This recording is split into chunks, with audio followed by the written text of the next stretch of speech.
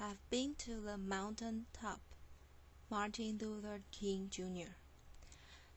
Thank you very kindly, my friends, as I listened to Ralph Abernathy and his eloquent and generous introduction, and then thought about myself. I wondered who he was talking about. It was good to have your closest friend and associate to say something good about you. And Ralph Abernathy is the best friend that I have in the world.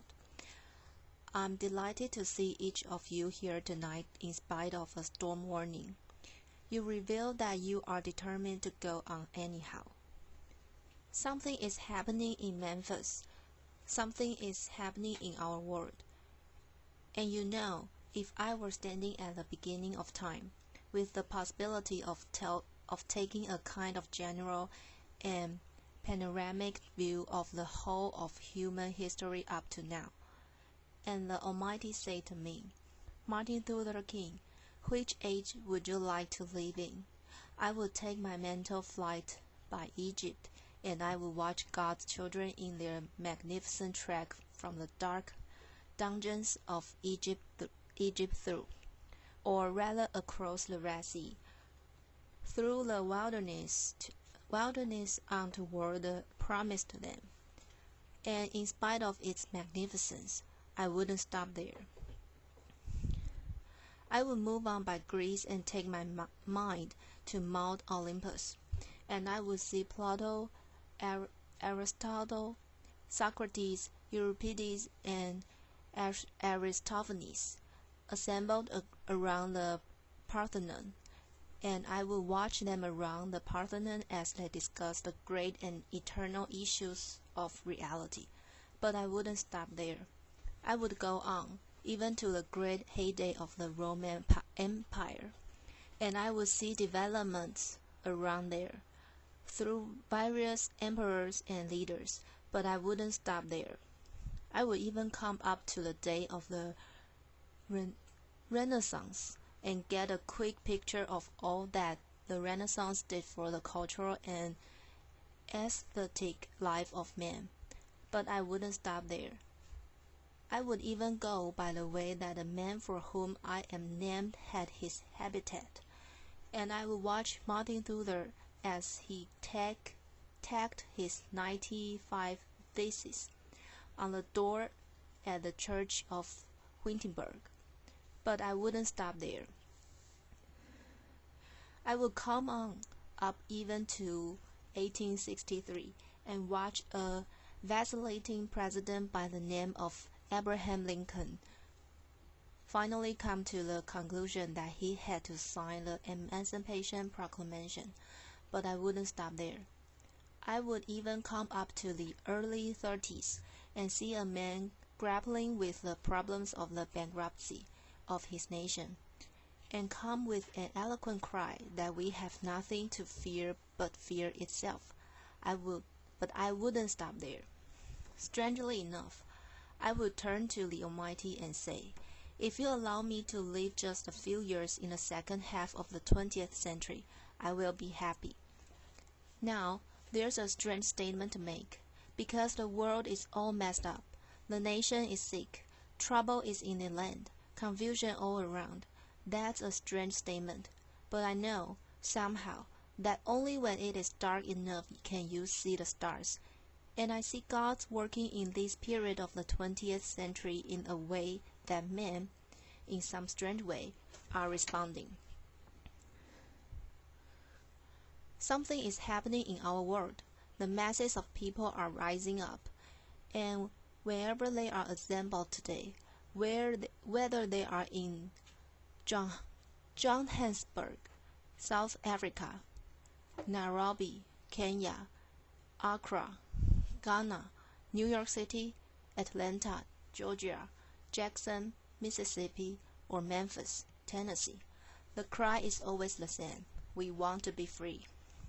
And another reason that I'm happy to live in this period is that we have been forced to a point where we are going to have a grapple with the problems that men have been trying to grapple with through history. But the demands didn't force them to do it. Survival demands that we grapple with them. Men, for years now, have been talking about war and peace. But now, no longer can they just talk about it. It is no longer a choice between violence and non-violence in this world. It is non-violence or non-existence. That is where we are today. And also, in a human rights revolution, if something isn't done, and done in a hurry, to bring the colored people of the world out of their long years of poverty, their long years of hurt and neglect, the whole world is doomed. Now, I'm just happy that God has allowed me to live in this period to see what is unfolding, and I'm happy that He's allowed me to be in Memphis. I can remember when Negroes were just going around, as Ralph has said, so often, scratching where they didn't itch, and laughing when they were not tickled. But that day is all over. We mean business now, and we are determined to gain our rightful place in God's world. And that's all this whole thing is about. We aren't engaged in any negative protest and in any negative arguments with anybody. We are saying that we are determined to be men. We are determined to be people. We are saying that we are God's children, and that we are God's children. We don't have to live that we are forced to live. Now, what does all this mean in this great period of history? It means that we've got to stay together. We've got to stay together and maintain unity.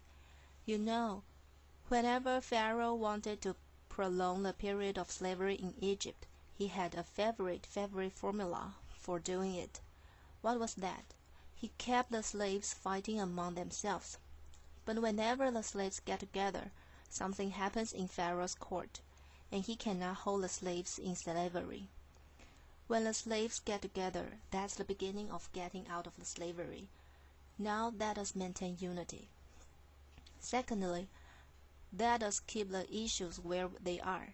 The issue is injustice. The issue is the refusal of Memphis to be fair and honest in its dealings with its public servants, who happen to be sanitation workers. Now we've got to keep attention on that. That's always the problem with a little violence. You know, that happened the other day, and the press dealt only with the window breaking. I read the articles.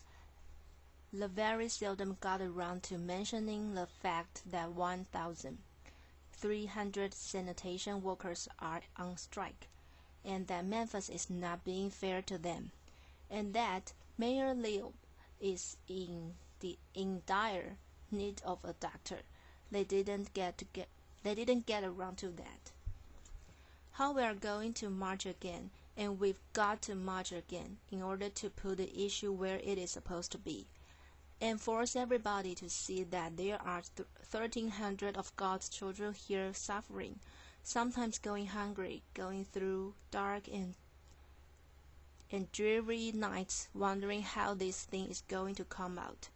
That's the issue, and we've got to say to the nation, we know how it's coming out. For when people get caught up with that, which is right, and they are willing to sacrifice for it, there is no stopping point short of victory.